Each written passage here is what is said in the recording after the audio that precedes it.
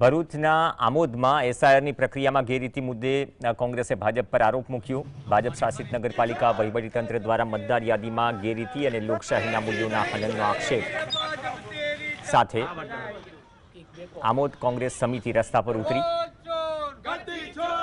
કોંગ્રેસના કાર્યકર્તાઓએ police station ખાતે હલ્લાબોલ કર્યો અને ચીમકી ઉચ્ચારી કે જો આ મામલે તટસ્થ તપાસ કરીને જવાબદારો સામે તાત્કાલિક એફઆઈઆર નોંધવામાં નહીં આવે તો અમે આંદોલન કરીશું। એસઆઈની કામગીરી થઈ તે દરમિયાન જે લોકોએ ખોટી રીતે વાંધા અરજી ઉઠાવી છે તે બાબતે અમે આજે પોલીસ સ્ટેશનમાં અરજી આપવા આવ્યા હતા। હાલમાં જે આમોદ તાલુકામાં અને આમોદ શહેરમાં જે લોકોએ વાંધા અરજી ઉઠાવી છે તેની સામે સખતમાં સખત પગલાં ભરવામાં આવે ને આ એક ષડયંત્ર છે અને આયોજનપૂર્વકનું કાવતરું છે। એની નહીં ભાજપના હોદ્દેદારો દ્વારા જ આ વાંધા અરજી અને ચોક્કસ કોમની લઘુમતી કોમને ટાર્ગેટ કરવામાં આવે।